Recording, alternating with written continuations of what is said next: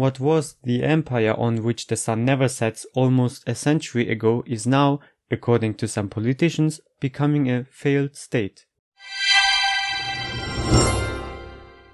As many already know, there has been political unrest in the UK lately since Brexit. Since they left the EU, they need new trade deals, but there is a potential alternative. In 1990, there was a proposal to bring together 4 of the Commonwealth nations, an Anglosphere federation called CANZUK. But this time, instead of nation states, they wanted a civilization state. A nation state is simply ruled in the name of a community of citizens who identify themselves as a nation, while a civilization state is a country that represents not just a historical territory, ethno-linguistic group, or body of governance, but a unique civilization in its own right. It is a multi-ethnic state, from China to India, Russia to Turkey. The great powers of Eurasia are drawing ideological support from the pre-liberal empires and upturning the liberal democratic triumphalism of the late 20th century.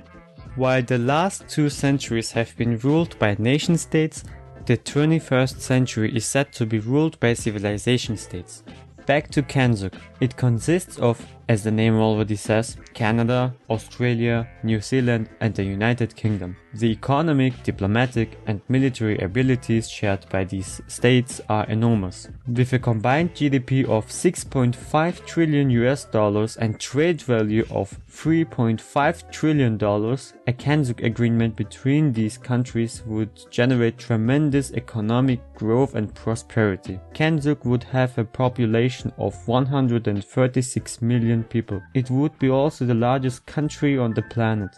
With 18.1 million square kilometers, it would be 1 million square kilometers larger than Russia. Surely, such a great new power will not please Eastern countries like Russia or China. Since Queen Elizabeth II is already head of state of all these countries, such an alliance is not inconceivable. These countries are not only members of the Commonwealth, but also members of the Five Eyes Alliance. They all have a similar culture, language, healthcare and a common democratic system. The GDP per capita is also remarkably similar, only differing slightly between the 4 countries. New Zealand has the lowest at $37,000 and Australia has the highest at $48,000, which means that workers moving between the countries can expect a similar high quality life wherever in the Union they go. Then compare it with the EU. So many different states work together. Why shouldn't CANZUK work?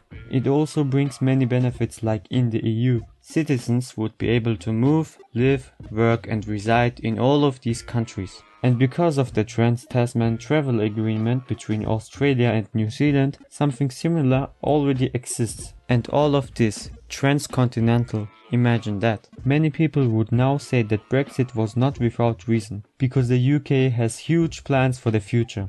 It is not hard to believe that the UK has already planned a lot ahead and has other secret reasons for leaving the EU, but basically CANZUK could be important for future British trade after Brexit. But there are also drawbacks. These countries do very little business with each other. Only 3% of the exports of the UK go to CANZUK, while 44% of it goes to the EU and 15% goes to the USA. Canada also exports 3% of its goods to the rest of CANZUK, and Australia exports 5%. Only New Zealand exports 22% of its goods to CANZUK, but most of this still to the neighboring country Australia. The problem is that Australia mostly trades with China, New Zealand trades mainly with Australia, UK's exports largely go to the EU, and Canada is tied to the USA, so this plan is difficult to implement. Additionally, there is a lack of logistics. The fact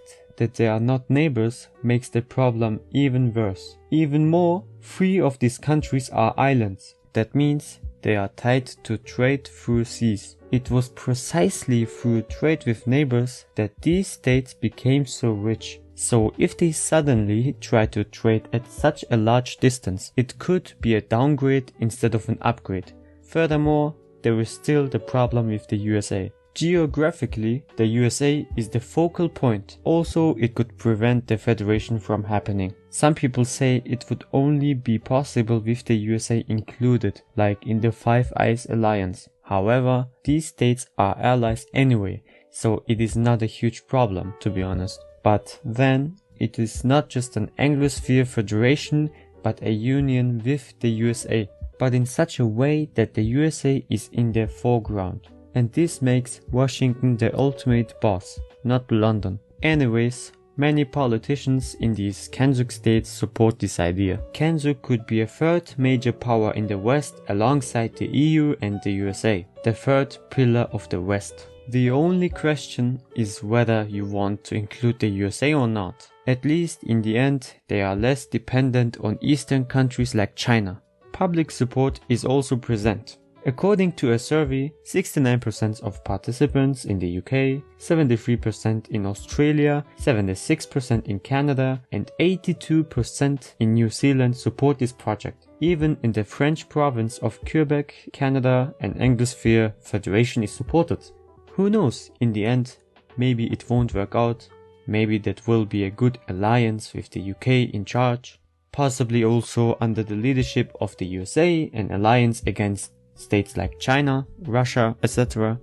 But one thing is clear, with these drawbacks, this plan will not simply be implemented overnight, but there is quite a lot of potential.